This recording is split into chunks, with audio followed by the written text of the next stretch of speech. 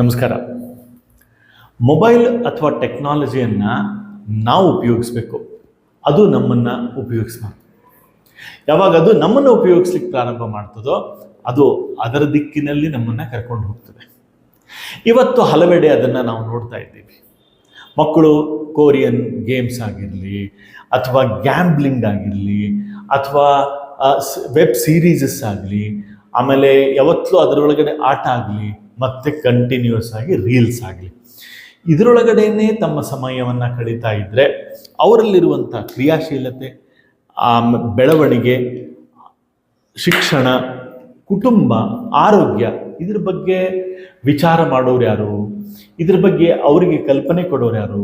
ಏನಾಗ್ತಾ ಇದೆ ನೋಡ್ರಿ, ಒಂದು ಪ್ರಾಬ್ಲಮ್ಮು 60 ವರ್ಷಕ್ಕೆ ಅರಿವು ಮರುವು ಅಂತ ನಾವು ಕೇಳಿದ್ವಿ. ಆದರೆ ಈಗ ಸಣ್ಣ ಮಕ್ಕಳಲ್ಲಿ ಇದನ್ನು ನೋಡಲಿಕ್ಕೆ ಸಿಗ್ತದೆ. ಯಾಕೋ ಒಂದ್ಸಾರಿ ಹೇಳಿದ್ರೆ ನಿನಗೆ ತಿಳಿಯಂಗಿಲ್ಲೇನು ಅಂತ ಎಷ್ಟು ಸಾರಿ ನಾವು ಮಕ್ಕಳಿಗೆ ಹೇಳಿವಿ. ಯಾಕಂದರೆ ಮೆದುಳಿನಲ್ಲಿರುವಂಥ ರಸಾಯನ ಪ್ರೊಸೆಸ್ ಅಂತ ಏನಿದೆ, ರಾಸಾಯನಿಕ ಪ್ರಾಸೆಸ್ ಅಥವಾ ಕೆಮಿಕಲ್ ರಿಯಾಕ್ಷನ್ಸ್ ಏನೇನಿದೆ, ಅದು ಕೇವಲ ಒಂದೇ ಕ್ಷೇತ್ರಕ್ಕೆ ಸೀಮಿತ ಆದಾಗ ಬೇರೆ ಕಡೆ ಕೆಲಸ ಮಾಡೋದು ಕಡಿಮೆ ಆಗಿರ್ತದೆ. ಆ ರೀತಿ ಆಗಬಾರ್ದು. ಮಕ್ಕಳ ಕ್ರಿಯಾಶೀಲತೆ ಬೆಳಿಬೇಕು, ಅದರ ಜೊತೆಗೆ ನಮ್ಮ ಮಕ್ಕಳ ಶೈಕ್ಷಣಿಕವಾಗಿ ಆರೋಗ್ಯದಿಂದ ಬೆಳಿಬೇಕು ಅಂದರೆ ಪಾಲಕರಾದವರು ನಾವು ನೀವು ಎಲ್ಲರೂ ಎಚ್ಚೆತ್ತುಕೊಳ್ಬೇಕಾಗಿದೆ ಇವತ್ತು.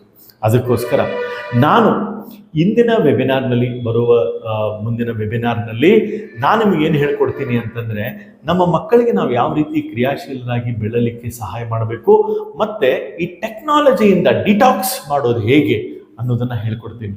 ಪಾಲಕರೇ, ತಡ ಮಾಡಬಾರ್ದು, ಸರಿಯಾದ ಸಮಯಕ್ಕೆ ನನ್ನ ಈ ಒಂದು ಫ್ರೀ ವೆಬಿನಾರ್ನ ಅಟೆಂಡ್ ಆಗಿ ಮತ್ತು ನಿಮ್ಮ ಮಕ್ಕಳ ಭವಿಷ್ಯವನ್ನು ನವ ನಿರ್ಮಾಣ ಮಾಡೋದರಲ್ಲಿ ನಾವು ನೀವು ಸೇರಿಕೊಂಡು ಒಂದು ದಿಟ್ಟ ಹೆಜ್ಜೆಯನ್ನು ಇಡೋಣಂತ. ಇದು ಕೇವಲ ಮಕ್ಕಳಿಗೋಸ್ಕರ ಅಲ್ಲ, ಪಾಲಕರಿಗೂ ಒಂದು ಸಿಹಿ ಸುದ್ದಿನೂ ಕೂಡ ಅಲ್ಲಿ ನಾನು ಹೇಳ್ಕೊಡ್ತೀನಿ ಅಂತ. ತಡ ಮಾಡದೆ ನೀವು ಸರಿಯಾದ ಸಮಯಕ್ಕೆ ಜಾಯ್ನ್ ಆಗಿರಿ. ಅಲ್ಲಿವರೆಗೂ ನಿಮಗೆ ಶುಭವಾಗಲಿ. ನಮಸ್ಕಾರ. ನನ್ನ ಹೆಸರು ಡಾಕ್ಟರ್ ಗುರುರಾಜ್ ಪಾಟೀಲ್.